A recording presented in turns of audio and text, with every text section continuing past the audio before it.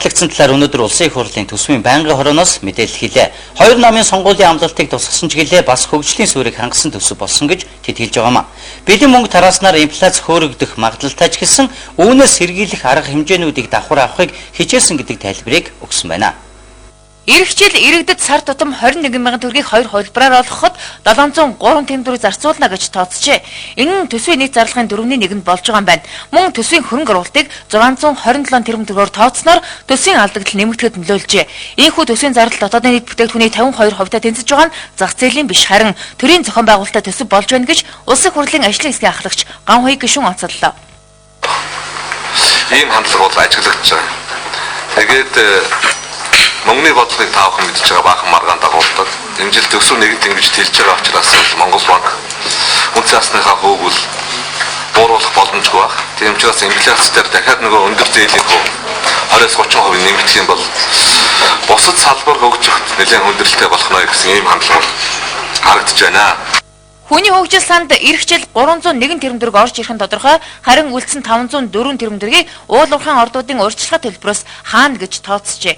Гэтэл орж ирээгүй орлогыг бэлнээр тараахаар төлөвлөсөн нь хэр зэрэг зохистой тооцоо вэ? Эрхэм гишүүд гэр бүлийн орлогоо ингэж тооцдоггүй гэсэн асуулт гарч байсан.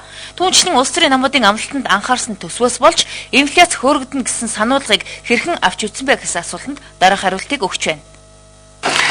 За энэ очиж байгаа мөнгө шинэ эрэлт бий болгоно.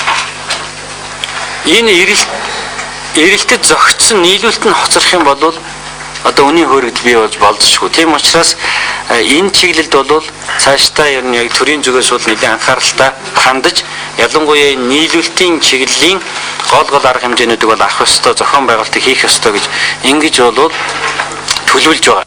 Ирэх оны төсөв нь эрсдэлтэй төсөв болсон гэдэгтээ гишүүд санал нэгдэж байсан. Төсвийн алдагдал 9.9% батлагдсан нь харамсалтай үзүүлэлт. Цаашаа төсвийн шинжилгээг хийх шаардлагатай гэж байгаа юм а. Инфляц ирэх жил 10-аас 15%-аар нэмэгдэхэд л галланд өвчин буюу баялагын хараалт тусах магадaltaй. Мөн бэлэн мөнгө тараахаар ялангуяа урт хөршөөс импорт нэмэгдэх учраас тээврийн хүчин чадлыг нэмэгдүүлж чадах юм бол үн хөөрөгдөхгүй байх боломжтой гэж үзсэн байна. Бэлнээр тарах 805 тэрбум төгрөгнөөс 140 тэрбум төгрөг нь уул уурхайн ордуудын 10% хувьцааны ногдол ашиг болж очино. Тэр нь цаашид нэмэгдэнэ гэсэн тайлбарыг өгч байна. Хэрвээ одоо гинтийн дэлхийн хямрал болчдгүй юм бол уул уурхайн салбарын том бүтээн байгуулалтууд одоо хийгдээд томоохон төслүүд юм гэрээ амжилттай хийгдээд урьдчилгаагаа бид нар авчиж чадах юм бол энэ дээр бол ямар нэг асуудал гарахгүй байх гэж бодож байна. Уул уурхайн чиглэлээр эхэлж байгаа шатны төлөвийн орлогоо бол тусдан сан төлрүүлээд тэгээд одоо Монгол Улс энийг юунд зарцуулах уу гэж тухайн жилийн одоо төсөлтөнд зарцуулахгүйгээр онцлог зүйлдээ зарцуулдаг ийм одоо хуулийн хуультай болсон гэж болно. За энэ зарим заалтууд нь бол 2012 оноос 13 оны төсвөөс эхэлж хэрэгжих учраас энэ удаагийн төсвүүдээр бол эцэгдэж шийдвэрт одоо тус чадаагүй нүүд бий гэж. Уул уурхай дэд үтсийн хөрөнгө оруулалтанд дор хаяж 10 эхнээ төгрөг шаардлагдан үүнийг төсөв дангаараа даахгүй учраас хөгжлийн банкар дамжуулан хийхээр болжээ.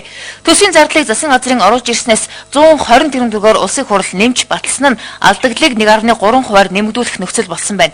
Үүний дотор Монгол мал хөтөлбөрт 27 тэрбум, сумдын хөгжилд 17 тэрбум, Улаанбаатар хотод 11 тэрбум, Батлан хамгаалах салбарт 10 тэрбум, замын салбарт 9 тэрбум гэгчлэн баталж өгчээ.